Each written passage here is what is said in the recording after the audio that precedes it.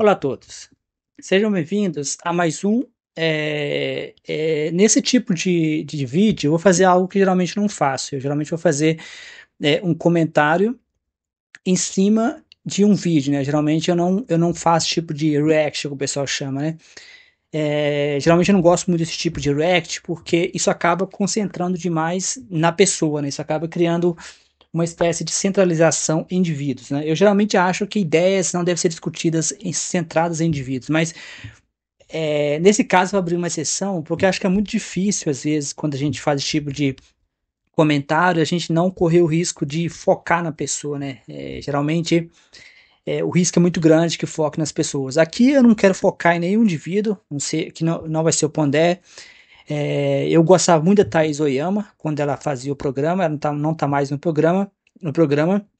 Esse programa foi gravado aparentemente há 2 anos atrás, quando a Thais Oyama ainda estava no programa. Eu sempre achei a Thais Oyama, além de muito linda, né, muito atraente, ela também é uma pessoa bastante, na minha opinião, perspicaz. Ela escreveu um dos livros mais importantes sobre o bolsonarismo, que é o Tormenta, que é um dos livros que eu uso com bastante frequência no meu livro sobre bolsonarismo. Então, eu gosto muito do trabalho da Thais Oyama, mas ela não está mais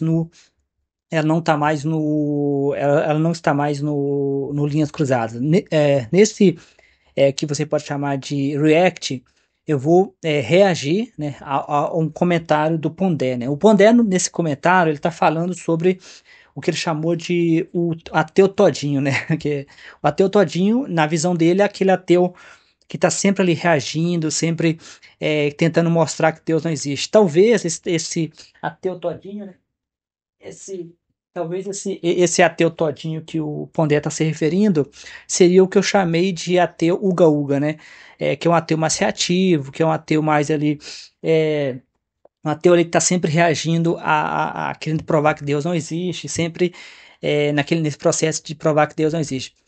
Eu necessariamente eu acho essa palavra, ateu uga-uga, o ateu todinho, como preferir, acho que são termos que são bem parecidos. Eu acho eles um termo talvez um pouco perigoso, porque o Pondé, ele não se classifica como ateu, ele não se classifica como ateu, deixa eu mover isso aqui para cá, que aí fica mais fácil pra vocês não, deixa eu mover isso para cá, né, vai ficar mais fácil mover para cá. Pra gente não, assim fica melhor. É, então, assim, o Pondé se considera um ateu, mas não se considera um ateu todinho, nem um ateu ativo, né? Mas eu acho que só dele falar do assunto já tá um ateu ativo, né? Existe um termo, às vezes, que as pessoas usam, que é ateu militante, né? Que muitas vezes é usado de forma pejorativa. Eu acho que você pode ser um ateu militante, um ateu todinho. Eu, por exemplo, eu ouço muitas pessoas dizerem fica com Deus, coisa e tal, mas não quer necessariamente que eu fico reagindo a isso, né? A não ser que a pessoa reaja, a não ser que a pessoa inicie a conversa comigo, raramente eu vou iniciar a conversa.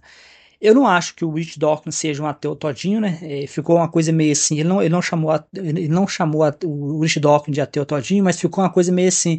Se o Rich Dawkins seria um ateu todinho. Tem uma das entrevistas do Rich Dawkins, que é no próprio podcast dele, que ele responde essa pergunta, né? Se ele inicia conversas sobre Deus, coisa e tal. Ele falou que ele não inicia conversas sobre ateísmo, a não ser que a pessoa toque no assunto, né? Eu também faço a mesma coisa, a não ser que a pessoa toque no assunto, eu não vou iniciar o assunto, né? Talvez eu abra algumas exceções, talvez depende muito do humor, né? Se você tiver mais humorado, depende muito, igual, por exemplo, uma vez eu vi um grupo de evangélicos onde que eu moro levantando bandeira de Israel, um grupo de evangélicos com bandeira de Israel, toda aquela coisa específica do pentecostalismo, neopentecostalismo. Eu tive de me segurar para não falar nada, sabe? Porque eu fiquei bastante irritado, devido às quantidades de mortes que acontecem em Gaza, e você vê essas pessoas, né, essas pessoas sem nenhuma noção do que está acontecendo e ver essas pessoas sem qualquer noção do que está acontecendo em Gaza.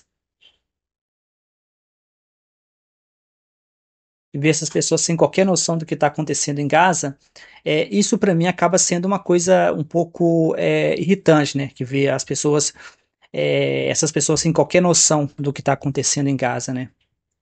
E para mim acaba sendo uma coisa um pouco irritante, né? Que as pessoas não têm a noção do que está acontecendo em Gaza. E nesse caso específico, eu tive de prestar atenção, né? Eu tive de ficar ali um pouco atento, né? Para não fazer alguma coisa, né? Para não reagir. Mas nesse caso, eu tive até dar algumas voltas e evitar de me envolver, né? Eu não me acho que não foi a melhor escolha não foi ter me envolvido mesmo, porque lidar com a ignorância das pessoas é uma coisa muito difícil, né? A gente tem que saber nosso limite também, né? Se uma pessoa tentar lidar com uma pessoa numa situação que ela acha que Israel é um país que é a terra de Deus, aí a pessoa também já está muito possivelmente no buraco mesmo, sabe? Não tem muito que a gente possa fazer. Então eu vou reagir, né? Fazer o que eu chamo de react, né?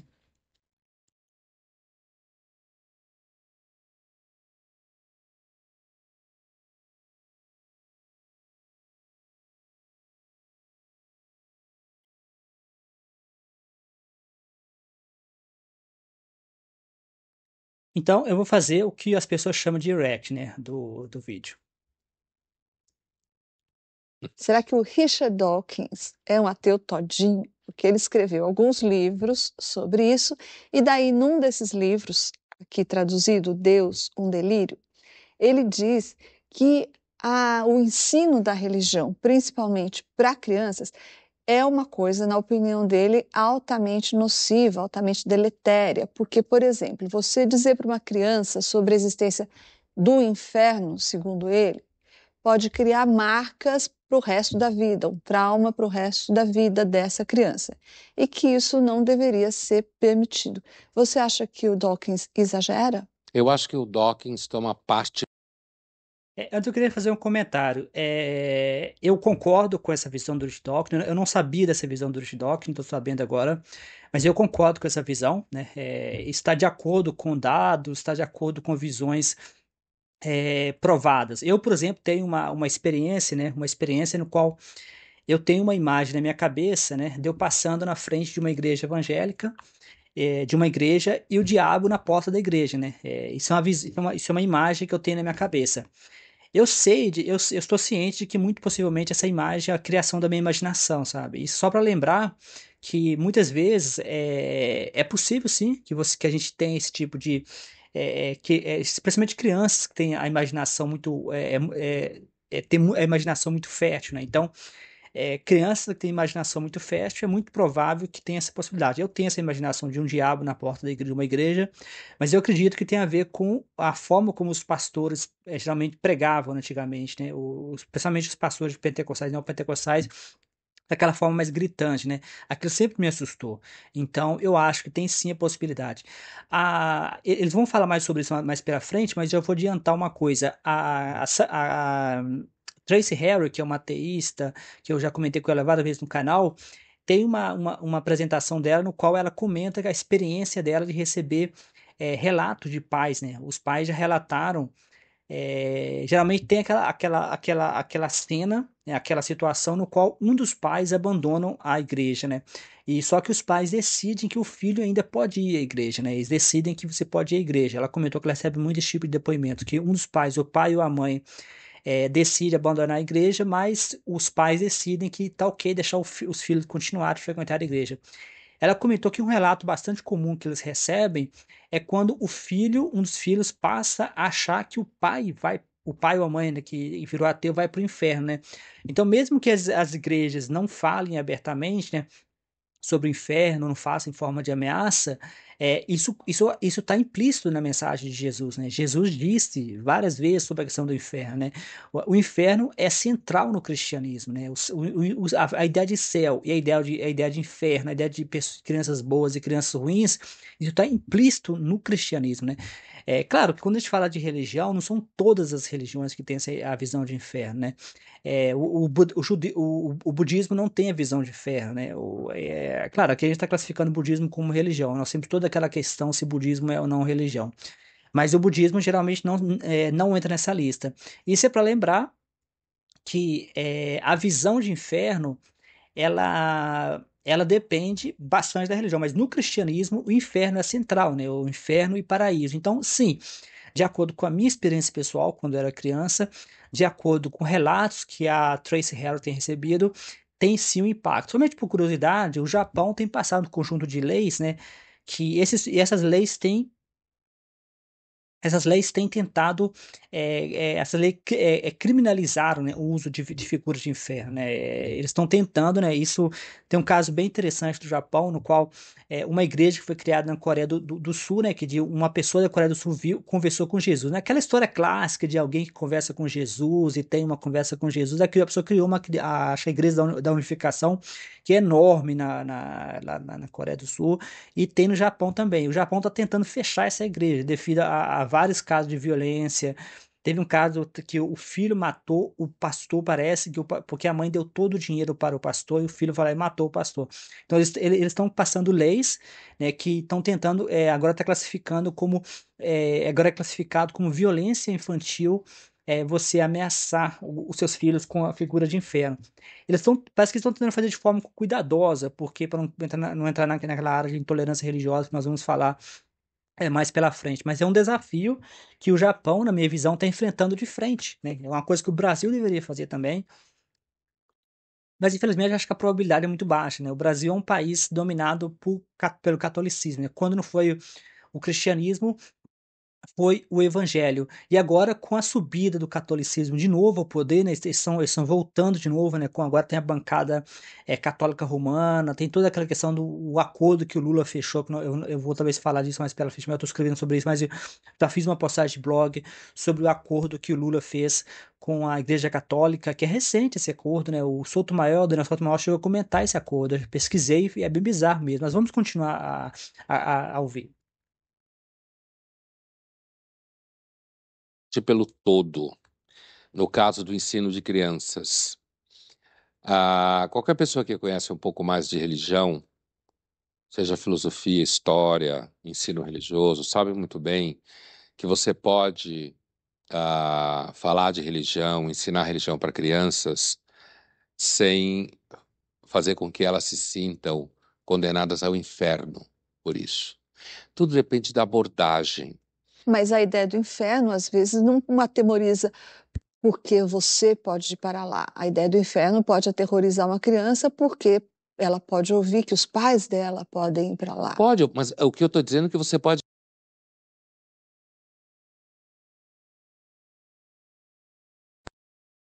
Isso que a Thaís Oyama falou, né? Isso que a Thaís Oyama falou é exatamente, é perfeito. É exatamente isso que eu estou tentando dizer, né? A ideia de inferno, na verdade, ela nem precisa ser dita diretamente, né? A Thaís Oyama vai bater na tecla com o Pondé, eu concordo plenamente com a Thaís Oyama, que a ideia de inferno, ela tá impregnada no cristianismo. Porque o que é o cristianismo? O cristianismo é uma continuação do judaísmo, né? O judaísmo trabalhou com o Velho Testamento, né? O judaísmo está focado no Antigo Testamento, né? Só que no Antigo Testamento a ideia de inferno era muito vaga, né? A ideia de inferno ela não é trabalhada. A ideia de inferno ela surgiu no Novo Testamento. Jesus criou a ideia de inferno, né? Jesus lapidou essa ideia de inferno. Então, essa ideia de punição para aqueles, inclusive punição para o ateu, né? Jesus tem pelo menos uma fala que eu identifiquei, que é diretamente ao não crente, que é o ateu, né?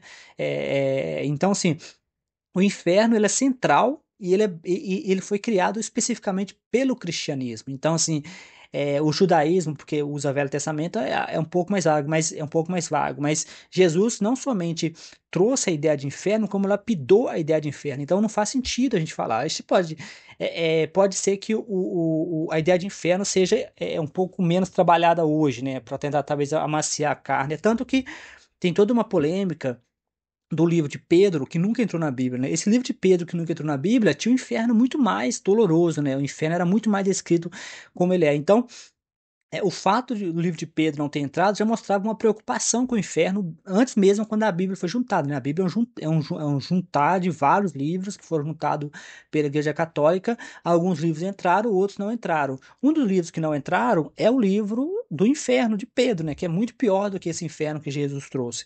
Então, mas mesmo assim, agora você vê que a sociedade moderna, que você não, hoje em dia, acho que até onde eu sei, é considerado violência infantil você ameaçar seu filho com o homem do saco, né? Até onde eu sei, ameaçar filho com o homem do saco é considerado um tipo de violência, né? Ameaçar filho com o homem do saco. Agora, no caso do cristianismo, a gente isso tá meio que trabalhando isso, mas ainda é uma coisa aceitável, né? Você meio que criar essa ideia de. As pessoas geralmente não ameaçam, em geral, né? A não ser se for um cristão bem fundamentalista, em geral, ninguém ameaça. Até onde eu sei, eu nunca vi essa cena, né, de você ameaçar a pessoa diretamente com o inferno. A mensagem está implícita, a mensagem está escondida. E crianças, elas têm uma capacidade muito maior do que a gente dá para elas, né? Elas entendem, né? Que é o caso da Tracy Harry, que ela comentou dos depoimentos que ela recebe. Não precisa de você dizer diretamente que você vai para o inferno, né? A ideia dos pecados, que é tudo muito vago. Tem um filme, né, que chama Ponte para Terapídia, né? Esqueci o nome, mas esse filme tem uma cena muito forte no qual uma criança vê a outra criança morrer, né, eles eram amigos muito próximos, e a criança morre. E tem a parte final do filme que a outra criança começa a correr desesperada e o pai para ela e ela começa a chorar, dizer que a minha amiga vai para o inferno, a minha amiga vai para o inferno, né? E o pai tenta consolar o filho dizendo que não, ela não vai para o inferno, porque a amiga não acreditava em Deus, né? A amiga falava que se Deus existe, né? Ele estava muito, muito mais preocupado em governar o universo, que é muito lindo, né? A mensagem muito legal dessa mocinha do filme, e do que ficar preocupando com a vida das pessoas, porque eles eram de famílias aparentemente religiosas, que é muito comum nos Estados Unidos. Então, é, vamos continuar a leitura.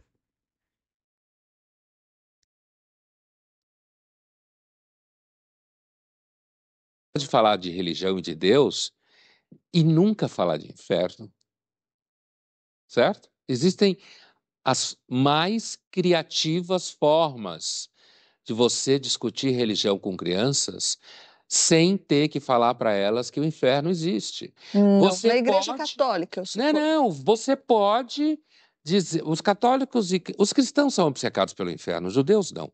Né?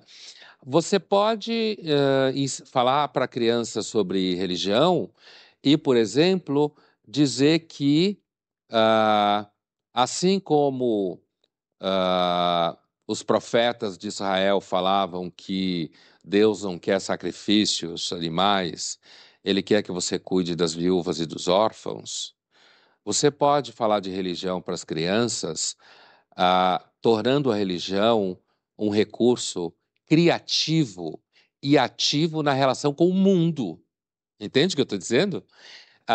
Você pode falar, por exemplo, da figura de Jesus Cristo como alguém que estava profundamente envolvido com o mundo no qual ele vivia. Que é na linha do Alain de Botton, daquele livro. Alain de Botton é um cara que trata disso dentro de uma filosofia, né? Inclusive, Alain de Botton escreveu um livro, O que tem bom das religiões para os ateus, né? Mas uma linha de várias teologias, sejam elas teologias judaicas, católicas, protestantes, em que a figura do inferno ela não é necessariamente o centro. Ele também fala nesse livro, Deus um Delírio, que criança nenhuma nasce católica, protestante, judia, o que é verdade. As crianças não nascem com religião nenhuma, né?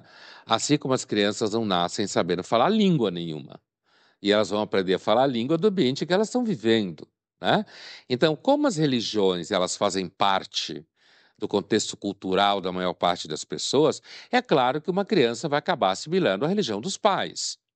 Hoje em dia tem pais que recusam isso, por exemplo, né? Você deve conhecer, eu conheço, pais que falam, não, eu vou deixar meu filho escolher.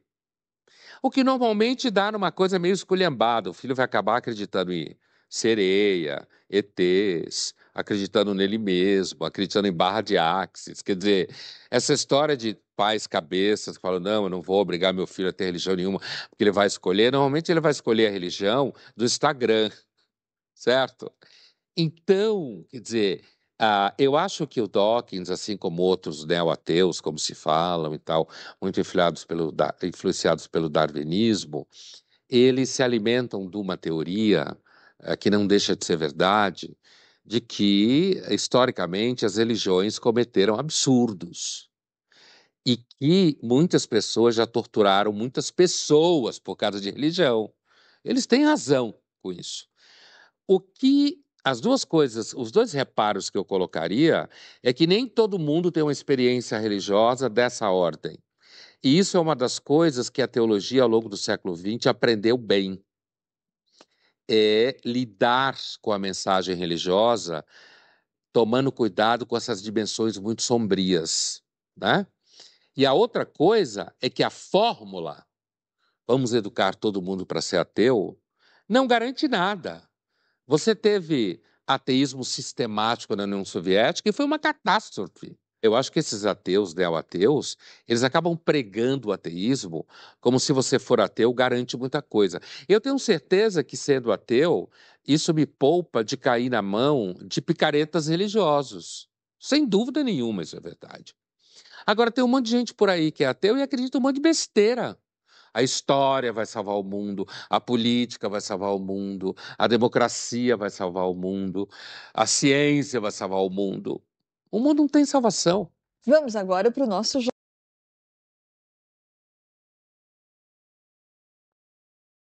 Então, pessoal, eles continuam.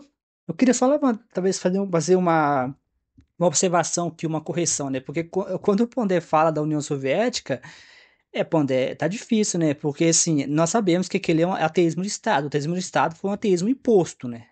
Aquele foi um ateísmo forçado. Eu não sei exatamente o Pondé, às vezes, às vezes ele é brilhante, fala algumas coisas interessantes, mas alguns assuntos o Pondé chega a ser um pouco meio complicado, como o caso de Israel, né? O caso da União Soviética, que também é citado o Pondé é ateu, mas ele está com argumentação de religioso, né? O caso da União Soviética é um caso de ateísmo forçado, né? É um ateísmo de Estado, que é diferente de Estado ateu, que é diferente de Estado secular. Então, o caso da União Soviética aconteceu que o ateísmo foi imposto de forma forçada. Eu acho que nenhum ateu, pelo menos ateu racional, quer isso, né? Que é um ateísmo forçado.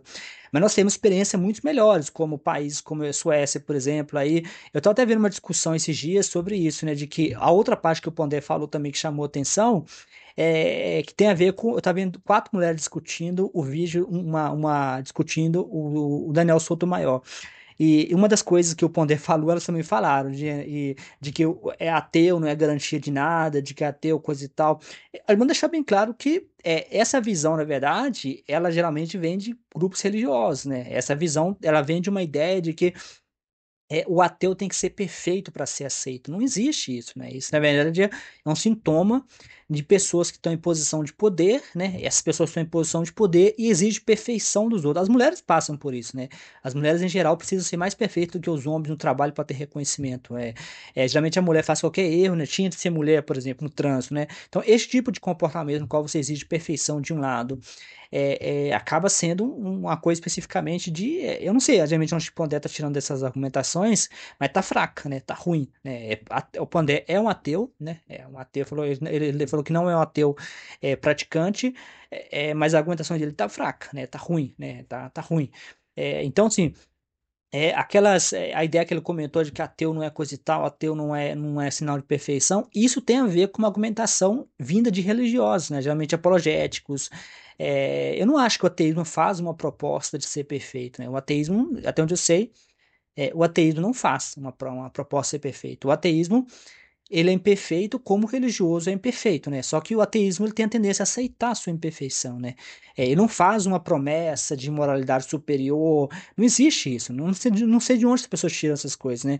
De que o ateísmo, talvez ele está referindo ao ateu todinho, né? Que ele comentou, né? Ou eu gosto mais de ateu uga-uga, ou cientificismo, né? A Mari esteve conosco aqui, esteve conosco aqui no canal, nosso canal, e ela comentou sobre algumas pessoas que usam a ciência como uma espécie de elevação, uma espécie, e sim, isso é arriscado, a ciência não é uma coisa perfeita, né? Usar a ciência como algo perfeito é cientificismo. Voltando ao tópico, eu concordo plenamente com a Thaís Oyama, né? A Thaís Oyama, ela bateu na tecla que no catolicismo não dá, e realmente o catolicismo é focado, é fissurado, o catolicismo é fissurado em inferno e sexo, né? Entre as duas fissuras do catolicismo. Não existe cristianismo sem a visão de inferno. A visão de inferno foi criada no Novo Testamento. Então, mesmo que você não faça isso de forma direta, como eu comentei anteriormente, eu não lembro de casos que eu vejo de pessoas falando de inferno diretamente. Acho que nem seria um maluco fazer isso agora na sociedade moderna. E seria com certeza classificado como assédio ou como violência infantil ou algo do tipo, né? Mas acho que nenhuma pessoa em sã consciência ameaçaria uma criança com figura de inferno diretamente, mas está implícita na mensagem do cristianismo, né? O cristianismo tem aquela mensagem que você vai para o céu, você vai para o inferno, se você fizer A, B, C ou D, né? Tem as coisas que são certas, tem as coisas que são erradas, e Deus um dia vai te encontrar, né? A figura do arrebatamento é muito comum no cristianismo, acho que é mais comum em religiões evangélicas, pelo que eu entendi bem. É isso, Jesus vai levar, né, quando ele voltar, os justos, né, aqueles que pecaram, né, e tem a ideia, eu já vi, eu ouço com muita frequência em redes sociais, acho que são mais evangélicos, mais fundamentalistas, de que você tem que se arrepender, né, eles usam muitas, eu estava participando de alguns grupos religiosos, tanto em português quanto em inglês, os portugueses eu acabei saindo, né, o ambiente é insuportável nesses grupos, supostamente seriam para ateus religiosos, mas eles são insuportáveis esses grupos. As mensagens são bem pesadas, né, nesses grupos de Facebook, especialmente em português, né, as mensagens são bem pesadas, de se arrependa logo, que Jesus está voltando, é uma coisa bem assustadora nesses grupos, né, e segundo um estudo da FRJ, quem espalha essas mensagens são grupos evangélicos conservadores, né? E as mensagens são bem. Eu já participei desse grupo, mas eu saí. As mensagens são bem toscas mesmo, né? São bem pesadas mesmo essas mensagens. Então, assim, eu tô de acordo com a Thais Oyama, né? Eu acho que a figura do inferno ela está inserida no cristianismo, né? Você não tem como pensar em cristianismo sem pensar no inferno. A figura do inferno foi trazida por Jesus, né, através da mensagem dele. Ela era muito mal feita no Antigo Testamento, explica por que o judaísmo não está fissurado com o inferno. Mas mesmo as religiões que não têm figura de inferno, a maioria delas, elas vão trazer algum tipo de punição, né, algum tipo de purgatório. Também a parte mais bizarra é que se você comparar o inferno do islamismo com o inferno do cristianismo, basicamente a mesma coisa, que muda alguns detalhes, né? Alguns detalhes. Parece que no cristianismo você vai para o seu local, que é o inferno ou céu, mas pode ser chamado a qualquer momento, né? Ao passo que no islamismo você fica numa espécie, até brinco, né? No cristianismo você vai para sua cela diretamente ou para o seu quarto diretamente. No caso do islamismo você fica na delegacia esperando julgamento, né? Pelo que eu pude entender, né? Claro que isso varia muito, né? Com as variações. É, no cristianismo. Tem variações enormes no cristianismo. Tem gente que fala que o inferno é fogo, né? É somente você nunca encontrar Deus, né? Ou você nunca encontrar Jesus, né? O inferno é uma separação eterna da graça de Deus, né? Ou seja, eles vão mudando essa ideia de inferno. Mas a figura clássica do inferno é o fogo. Mas toda figura de inferno no cristianismo, né? Mesmo as variações que eu tenho ouvido falar, ela envolve algum tipo de punição eterna, né? O que eu acho bastante bizarro, né? Aí a gente entra novamente na questão dos símbolos religiosos nas repartições públicas, né? Supostamente como símbolo de justiça, né? Que é uma das argumentações que eles dão, né? Jesus basicamente condena pessoas eternamente, né? Não importa qual é a versão de inferno que você escolhe, se é a versão de fogo, se é a versão de isolamento eterno, nesses casos são punições eternas, né? Isso para mim é uma coisa. Então, crianças são mais inteligentes, né? Crianças são mais inteligentes do que a gente dá crédito, né? As crianças percebem essas coisas, né? Crianças têm uma habilidade muito maior do que a gente dá crédito de perceber essas mensagens sublimes, né? Essas mensagens escondidas. Então, como eu comentei, a Tracy Harrow comenta de vários depoimentos que ela recebe de pessoas que mandam mensagens para ela, que ela faz parte de um podcast, ou fazia, não sei se ela está no podcast ainda, mas um podcast de alcance grande, né? Então as pessoas acabam mandando mensagem para elas. Mas ela comentou que já ouviu essa mensagem inúmeras vezes dos pais falando que os seus filhos estão dizendo que eles vão para o inferno, né? Porque eles são ateus, né? Quando os pais não mantêm, uns pais viram ateu, mas os pais decidem, o outro continua na igreja e decide manter os filhos indo à igreja. Então a mensagem não precisa ser direta, né? Uma vez eu estava assistindo um episódio de uma série televisiva, Chicago Fire, e aí tinha uma cena que eu tentei postar no canal, mas ela foi derrubada por direitos autorais, né? Eu achei essa cena bem forte, no qual o bombeiro tá mal, né? Ele tá mal, né? Que é o Cruz, né? O Cruz tá muito mal mesmo, porque ele teve que decidir entre a vida do seu irmão e a vida de um traficante, né? Ele acabou deixando o traficante morrer para poder salvar a vida do irmão. Ele fica muito mal, né? E tem a parte que ele vai à igreja católica, a igreja não fala diretamente com ele, né? Mas a mensagem era muito pesada, né? O cara já estava mal, né? E aquela mensagem, assim, foi pesada demais, né? A mensagem Eu queria colocar para vocês aqui, mas devido a direitos autorais foi derrubado. Então, geralmente é isso que o cristianismo faz. O cristianismo pega as pessoas em um momento difícil, né? E essas coisas de punição, o medo. Muitas pessoas têm medo de inferno, né? As pessoas, eu mesmo já tive, né? Eu sempre fui ateu. Mas eu tive um período da minha vida que eu tinha medo de inferno, né? Eu tinha medo de que se eu tivesse errado, eu seria punido. Eu tive medo de inferno. Mesmo nunca sendo religioso, mesmo nunca sendo cristão, eu já tive medo de inferno. Eu já vi vários relatos das pessoas falando a mesma coisa, de que eles têm medo que o inferno é verdade, né? A aposta de Pascal, né? A aposta de Pascal é isso, né? A aposta de Pascal é punição eterna ou recompensa eterna. Então, você faz o cálculo lá e vê que vale a pena acreditar em Deus, né? Aqui nesse canal eu tenho a aposta de Pascal, né? Só que no meu caso, essa aposta de Pascal que eu fiz, eu usei estatística, né? Qual que é a probabilidade do inferno existir? E qual que é a punição? Se usa o valor esperado, eu cheguei à conclusão de que não vale a pena acreditar em Deus.